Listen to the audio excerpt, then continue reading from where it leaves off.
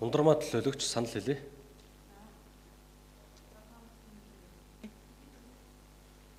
Болцсон. За та бүхэнд энэ өдрийн мэндийг хүргэе. За ер нь бол яг төр иргэний гүүр болсон хамгийн гол ажлыг хийж байгаа хүмүүс бол яг энэ анхаарчтан дээр хорон дээр бол хэсгийн алчтар байдаг. За анх бол 2400 төгрөгнөөс бол одоо хэсгийн алчгийн урамшил эхэлж исэн юм төвхтэй. Тэгээ ер нь бол яг одоо бүх одоо саналууд бол нэлээд давхардж байна. Төрийн үйлчлэгээ болгоё гэдэг. Ер нь энэ яг журмыг бол өөрчлөө төрийн үйлчлэгээ болгох асуудлыг одоо нэг талд нь багтаах юм цаг нь болсон. Яагаад гэх юм бол одоо яг хот тогтчлт за навтуусны жолооч нар гэл яг л нийгмийн эмзэг одоо хэсэгт ажиллаж байгаа хүмүүс үнэхээр амьдралын нөхцөл байдал хүнд байна гэд нэлээдгүй асуудлыг шийдэж цалингийн нэмэгдүүлчихэд зөвхөн хэсгийн алчч нарыг болохоор одоо ингээд тухайн үед нь ингээд гэрээт гэдгээр нь яг энэ нэг гэрээт гэдэг ийм юмд яг барьцлагдаал ерөөсө цалингийн нэмж чадахгүй тэгэл гэрээт гэл ингээд явуулаад идэг айгу утгагүй байгаа юм.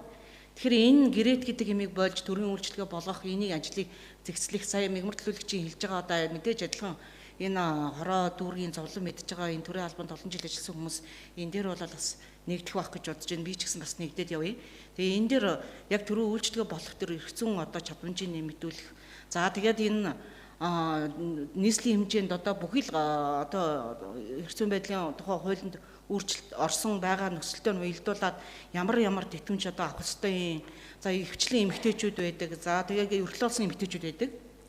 За хорон дээр одоо үүсэж байгаа за угаартсан, нас барсан, гэрүүлгийн хүчирхийлэл үүссэн.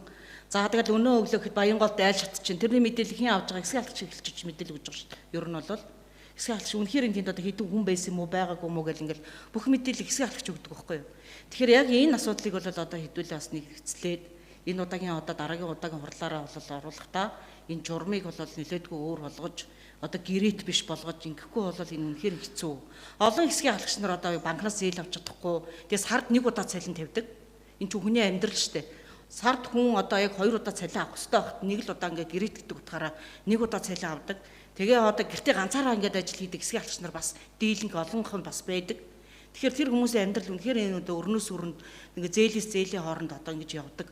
Ийм одоо байдлаасаа үүдээд хэсгийн алгч нарын нэр хүнд бас ингээд бас ийм уналттай. Яагаад гэх юм бол үнэхээр энэ хүмүүс эдэн ингэж ажиллаж байгаа үнэхээр нөхцөл байдал ийм байгаа гэдгийг манай төр захиргааны байгууллагууд бол үнэхээр сурталчлах энэ ажлыг хийхгүй үнэхээр л одоо тэр хүн үнэхээр л тэр айлтаа ингээд одоо холбогдоод явж явах хэрэгтэй юм шиг ингээд сандгаасаа үүдэлтэйгээр ийм байдалд хүрсэн.